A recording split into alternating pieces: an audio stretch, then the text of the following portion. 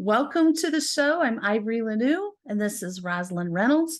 Sedona Sunn will be back with us next week. Today's topic is particle accelerators and the paranormal. Before we dive into that, I want to say hello to our listeners in Gothenburg, Sweden. Thank you for tuning in and being here week after week. It's great to see. We were just laughing about this topic, maybe a little much for some people, but people have interest in these things, and we like to cover a wide variety. So I will say real quick, we're not going to dive into all of the nitty-gritty details of what a particle accelerator is, but I will tell you that it's an apparatus that accelerates subatomic particles to high velocities by means of electric or electromagnetic fields. That's all you need to know. So if you know what they are already, you probably know more about it than you need to. And for the rest of you, honestly, that's enough. I think that this all started a couple of things. Like I was doing some research about this online because, I've had an interest in the paranormal for decades and certainly plenty of experience with it. But my only experience is something I'll talk about later in the show as far as particle accelerators. But Roz and Ed, her boyfriend Ed, had been telling me about particle accelerators. And that got me started looking into it. And I know there's a lot of conspiracy theory type things around it. Like people thought that it was going to end the world, it was going to create a black hole and suck the earth into, it was going to somehow disintegrate the planet. But there's also stories out there about sort of tears in the fabric of the dimension opening and other beings coming through. Do you want to talk about that, Roz?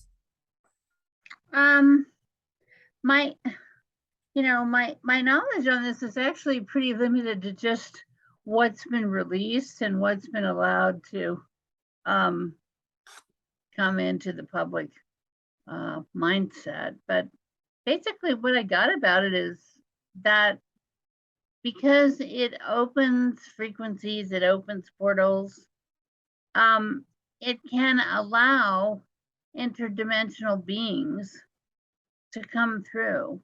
And some, I don't see so much about it now, but some years back, there was discussion by different scientists as to, their opinion that this was going to be pretty rough to get through, just because, not all of these beings have good intention. Not all of them have, they're coming in on a whirlwind kind of like of these different energies. And how do you control that? Well, guess what? You don't really get to control that. And there were actually at one point, there were some scientists who said that they had sort of been able to see these beings, and that quickly faded. That discussion of that, I think, was just too much and probably too scary for people, because it's not an easy subject to get comfortable with. You're in this scientific event that's being created, scientific, really, it's an experiment in what we don't know. And I think there were some scientists as well as public people who were pretty dismayed by this when it all started coming out. So it has a lot to do with how comfortable you are with the idea within yourself of being kind of at the mercy of whatever comes through that portal. Yeah, like maybe they don't really understand everything that they're playing with there.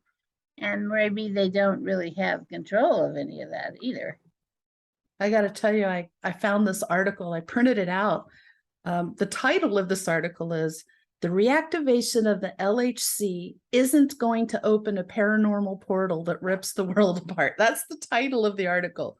So this Wow. was back in July of this year. And the LHC is the Large Hadron Collider, and it was switched on that week in July. And so this is housed in the European Center for Nuclear Research, and it's this huge circular tunnel, 175 meters underground, and it's beneath the borders of France and Switzerland. It is the world's largest and most powerful particle accelerator. And it was turned on first in 2008, and they did some scientific experiments they say were perfectly safe. And they said that the likes of the experiments has really massively increased our understanding of the whole world around us and is sure to lead to the advancement of mankind. Well, this is the people who are running the experiment. So that was shut down at the end of 2018. And then all of a sudden, I guess these stories started coming out that this device could open a paranormal portal to another reality, perhaps even the infernal realm itself, literally unleashing hell on earth. And they say that the show Strange Things fueled the fire of that because they have particle accelerator as part of the storyline in that. I hadn't really thought about that, but that's so true. So they keep saying there's no truth to this, there's nothing. But then I dug deeper and I found on YouTube something interesting. It's not professional. I'm going to tell you this video. The guy has his clothes dryer running in the background and you can hear shoes or something going around, and he's eating and drinking during his video, but he's doing an interview with a person who worked at a particle accelerator who is anonymous. So it's just a silhouette and a voice, a female, and interviewing her about what she witnessed. And she says that it did open a portal, that she did see things coming through. So I wanted to tell you the way you can find that. Where did I write it? I've got two handouts here. Okay, you can find it by entering CERN, CERN, Black Holes, Demons, Eyewitness Testimony. CERN, Black Holes, Demons, Eyewitness Testimony. So I had to dig pretty deep to find this thing. So she said they're performing weird experiments with demons, and demons and black holes are appearing, and that a scientist intentionally goes into the black hole and ends up in an alternate dimension, and that they're exposing paranormal activity and demonic entities are now escaping from CERN, that there's demonic visions, rituals, and paranormal activity reported by the scientist who claim that CERN has unleashed hell on earth in its latest antimatter experiment. So you make your decision for yourself, what you want to believe, what you want to accept, but we're presenting both sides here, what the scientists are saying and what an ex-employee is saying in the paranormal community. So it's probably somewhere in the middle there. What else? Has Ed told you anything else about this, Roz, like specifics? Not recently. I mean, we kind of got off on different subjects because we were, getting all this info, and then we kind of reached the end of our curiosity, I guess, and we stopped. On to something else. You Yeah, sound like me reading with so musical much about instruments. it. But the one thing that I would like to point out at this point is these frequencies, these dimensional fields that go into the hell level, if you want to call it that, those frequencies, they can come through anyway. They don't need the collider. No, they don't. You can invoke them in. And there are a large number of people, in satanic religious behavior and a lot of other multi-dimensional approaches to conjuring, I would call it, these things in. So I think the difference here is that, this is the scientific, this is based on the scientific theories of their community and how to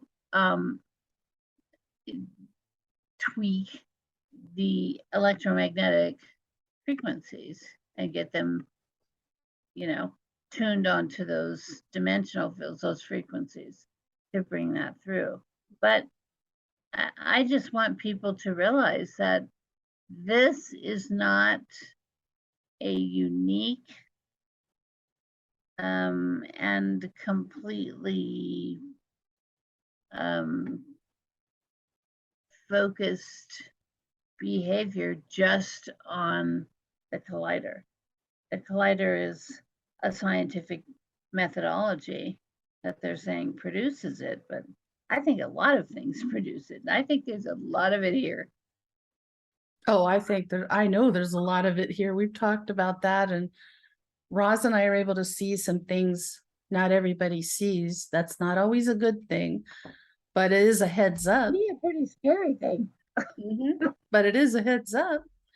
The other thing I found, and I'm just telling you, like everything I found on this subject, about for it, against paranormal, associated with it, everything, because, it gives it a more broad approach to this. And I found this article called "Do Accelerators Prove Ghosts Don't Exist?" which I found amusing. It's like, well, I can tell you right now, I don't like to call them ghosts, but spirits exist.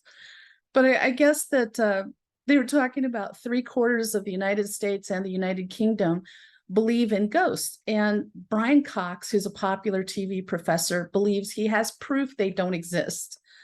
And he pointed to that large Hadron Collider, the LHC again, to explain why specters and phantoms are the stuff of fiction. He has a BBC Radio 4 program, I think it's The Infinite Monkey Cage, and he said experiments carried out with the LHC in Geneva, Switzerland, prove that the existence of the paranormal is inconceivable, which I find hilarious, but because, come on. But that just means this guy doesn't want to believe in the paranormal. He's going to great lengths to try to prove it doesn't exist, which is pretty funny. So I want to talk about this here, because why he thinks this. He says, before we ask the first question, I want to make a statement. We are not here to debate the existence of ghosts because they don't exist. Why? Well, let's see. He says at the energy scales typical of the particle interactions in the body, it's almost inconceivable that they could exist. And an astrophysicist, Neil deGrasse Tyson, said, if I understand what you just declared, you just asserted that CERN, the European Center for Nuclear Research, disproved the existence of ghosts. Professor Cox confirmed that this was true. He added, I would say if there's some kind of substance that's driving our bodies, making my arms move and legs move, then it must interact with the particles out of which our bodies are made. And seeing as we've made high precision measurements of the ways that particles interact, then my assertion is there is no such thing as an energy source that's driving our bodies. So that is when a scientific mind becomes so close to the supernatural, to paranormal, to the spiritual, that they just will not accept it. I mean, oh my gosh, I can only say in this poor man's defense, he probably has never had a paranormal or supernatural experience of his own. That's for sure. Because that's the kind of thinking you get from somebody whose mind isn't expanded.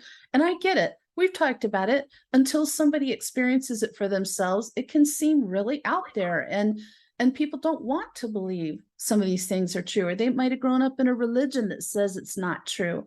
So there's all kinds of reasons why somebody could be very close to even wanting to admit it exists. But to those of us who live with it day after day our entire lives, I'm sorry, I'm not laughing at you. I'm just amused at your stance here. So, wow.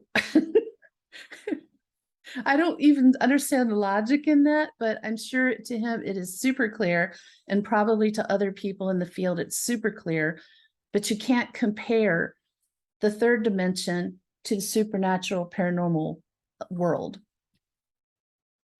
Ever. Yeah. They're not even vaguely related. No. So So you could try to scientist your way through this, but it's really not. I do know there's plenty of scientists out there and professors, very respected people who are using scientific methods that have proven spirits exist, that have proven life after death, all communication from spirits, all kinds of things that are being proven scientifically. So science does not need to be completely divorced from the supernatural and paranormal. I think it's a mistake to separate it so clearly. I got to tell you, Roz, something I remember this whole adventure of mine with a particle accelerator. Remember when I was going to visit my daughter in Illinois? She lives in Batavia, and I said, there's this thing called Fermilab, this big place called Fermilab across the street. And your boyfriend, Ed, says, that's a particle accelerator. And it was just across the main street. So maybe, the entrance to it was probably 1,000 yards away from my daughter's house.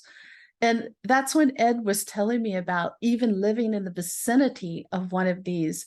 Now, you remember what happened at my daughter's house at that location. It had a demonic presence. I got pushed down the stairs multiple times. My grandson got pushed up the stairs. My daughter got pushed down and severely injured. We saw this entity. Roz saw the entity from a distance. It's Sure just did. that I have to wonder if all that paranormal activity in that neighborhood was because of its proximity to Fermilab. I don't know. Yeah. If it's opening a portal and the proliferation of dark entities, particularly like a demonic entity, is coming through there, I would think that area would be in danger of that. It made me uneasy, but I have this part of me, and Ed tried to talk me out of it. But I'm like, no, I had to do it. I talked my daughter into taking me to Fermilab. And this was 4 years ago. So we drove over there, and you have to go through there's a guarded entrance. But once you're in this huge facility, which, by the way, let me tell you how big this thing is. Oh, maybe I didn't write it down. Oh, wait, here it is. 6,800 acres in Batavia. So once you're through that initial entrance, there's really no security. I didn't see cameras. I never saw people with guns. We were able to drive really close right around all of the particle accelerator buildings. Just no one ever stopped us or questioned us. We're just driving for a few hours. And there's a museum there, which we couldn't go to because it wasn't open that day. But it's this really tall building doesn't look like it has any windows in it. And it's dark gray. It has a foreboding energy about it. So I don't know. I think it's offices too, but I'm going to go in there, maybe the next visit, to see what's going on. But the whole place had a creepy vibe. I don't know if it's because Ed had been talking to me about, there's also conspiracy theory about the lizard people having the underground tunnel, and Ed thinks it goes under, that those particle accelerators are connected underground. And I started thinking about lizard people, and it put me on edge. I'm not sure. And the funny thing I got to tell you is my daughter gave me so much grief at that time. Mom, that's a conspiracy theory. I can't believe you're buying into this. Now, let me tell you, I am not a conspiracy theorist.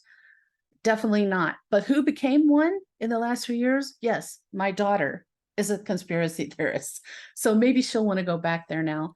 But there's some weird things there too. Like they have herds of white buffalo. And all you have to do is tell them at the front gate, we're here to see the buffalo. And they're like, oh, okay. Go on in, carload of strangers. Drive way through this whole long building, way to the back where the white buffalo are. And they're like, why are they raising white buffalo at a particle accelerator? What does white buffalo have? It was kind of a surreal thing. It really was pretty surreal.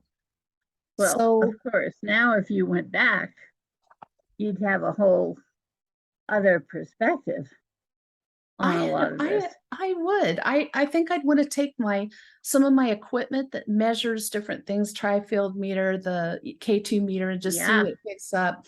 And I think I will do some video because I saw no security cameras anywhere. I'm not going to do anything bad. I'm not there to hurt anybody or release state secrets, but I would like to see if I can pick up anything supernatural happening there.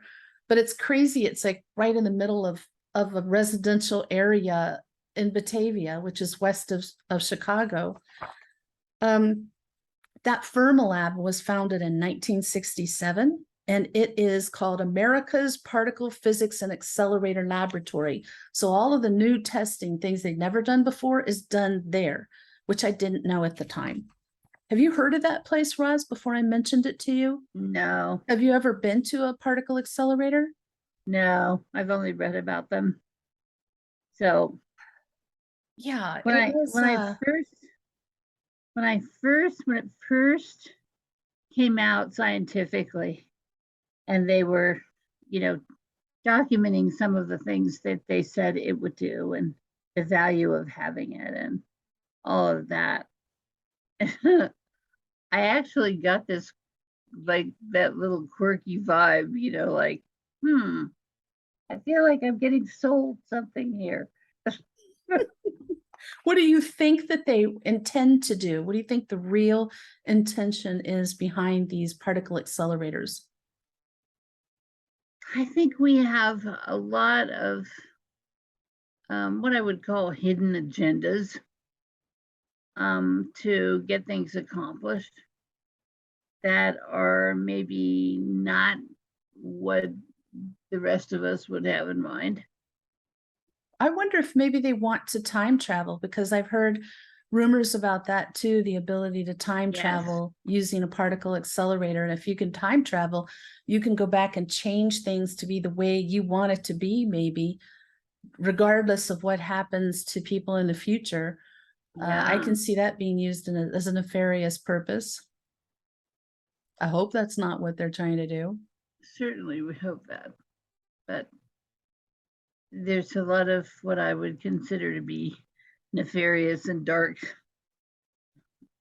agendas flying around. Yes, there are. And we all know And about the butterfly effect. I just hear interesting things from all over the world from different clients about things that are going on in their area that seem so out of the normal realm to me. Just really what as I would say, fishy. Fishy. Yeah, you have to wonder. I mean, if there's an ex-employee out there giving interviews, if there's all these people in the scientific community who have their concerns about it, like they don't really know what they're doing. And it's Yeah. kind of like, as I was researching this topic, I found out that the scientists who were going to release the first atomic bomb, atomic bomb, did not know there was a possibility in their calculations that it could create a fire that would envelope the entire earth in a fireball and destroy all life on earth. And yet they went ahead and did it. Is that mind-boggling? If they would do that, then I can see they'd go, well, here's the warnings, things we worry about might happen with a particle accelerator, but let's go ahead and do it anyway in the advancement of science, because they get carried away with that, don't they? They do. I don't want to get crazy. I don't want to go into a place where I live in fear and paranoia, but there's a lot out there that I know we're just not being told the truth about everything. So I think it's important to do some research, find out what you can about it. If you find out something about it we haven't talked about today, let us know. We want to know. I was going to tell you this Fermilab. They also say they use the universe as a laboratory. They make measurements of the cosmos to the mysteries of dark matter and dark energy. And when they say that, they're not talking about evil, they mean a scientific method. They want to answer questions like, what are we made of? How did the universe begin? What secrets do the smallest, most elemental particle of matter hold? And how can they help us understand the intricacies of space and time? Those are all good.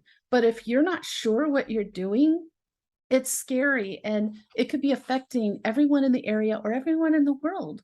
I don't want to be an alarmist, but I do think there's reason to be concerned about this stuff.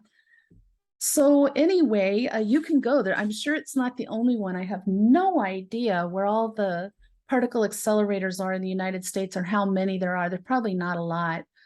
But if you're in the Chicago area, definitely go by Fermilab and ask to see the white buffalo so they'll let you on the grounds and you can check it out. I'll tell you what, because of what Ed, Roz's boyfriend, told me about the lizard people underground, we were particularly drawn to this area where there was like a large berm of earth and it was long and it was curved. And we don't know enough about this to know if is that part of it. Is it in there? Is that part of the particle accelerator? Is that tunnels? What the heck is that? But it's really long and curved, and it's a huge berm of earth with grass over it. You can check it out for yourself. And if you discover anything there, we definitely want to know. Or if you go to another particle accelerator, for those of you in Europe, go to that large one, that LHP, and check that out and let us know what you find. We don't have the luxury of going to that one, but I, for one, would be very curious as to what you find if you can visit there, what it feels like to you, what you note, what you experience.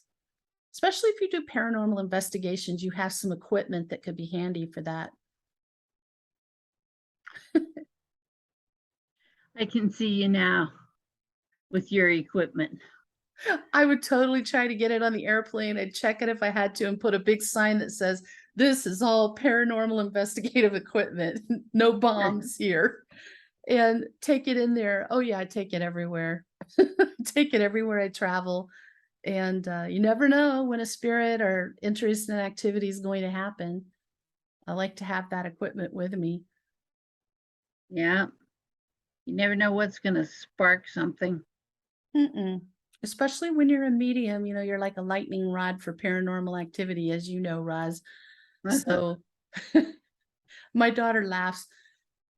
When we were growing up, I would always say, I don't understand why every house I've ever lived in has been haunted. Well, I do now. Now I get it. But she tells people, they say, what's it like to have a psychic medium as your mother? Well, every house you live in is haunted.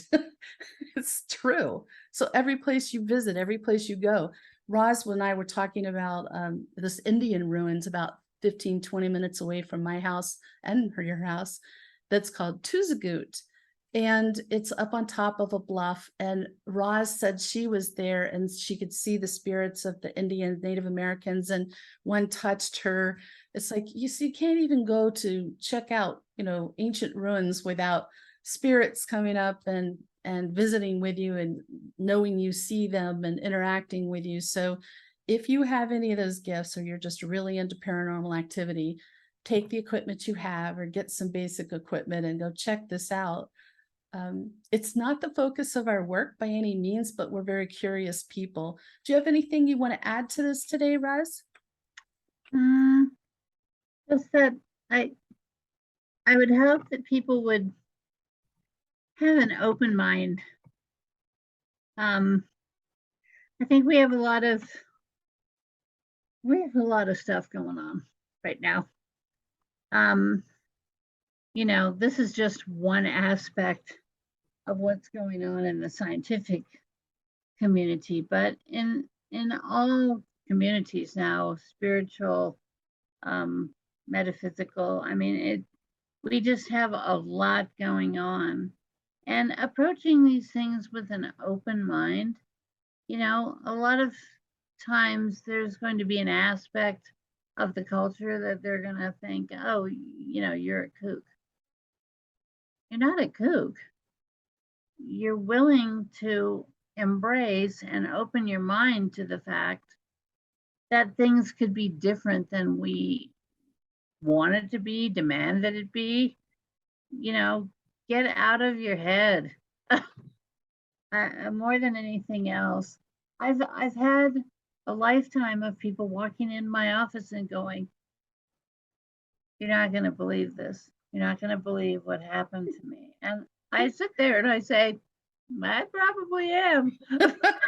Odds are good. Because it is truly amazing. Some of the events, some of the things that manifest themselves in people's lives, and they never expected it. And they never anticipated it because their mind was so shut. So open your mind. You never know when you're going to start having experiences of your own. Actually, I believe more and more people are, and Me it's only going too. to accelerate. Oh, me too. And I think it's an amazing time, during this ascension time. And that's what the ascension's talking about. Our mind ascends too. Our spirit ascends to open to these possibilities. Yes, it does. Well said. Well, we're glad you could tune in with us today. Hopefully if you found this at least interesting, then we have done our job today. Open your mind, stretch it a little bit. If you have questions or comments, you can always send them to us on either post it on the YouTube channel or send it to us via email, which is in the show description. If you want to know more about us or our services, visit our website, SedonaSoulSisters.com. You've been watching the Sedona Soul Sisters show. Subscribe to our podcast so you don't miss anything, and like us because it makes us really happy. Next Friday, our topic is Traits of an Old Soul, Part 2. We had so much information we couldn't even get through it on that last one, and a lot of people are asking, what's the rest of that? What are the other signs somebody's an old soul? So we're going to be diving into that again next Friday. And in the meantime, we hope you have an enlightening week.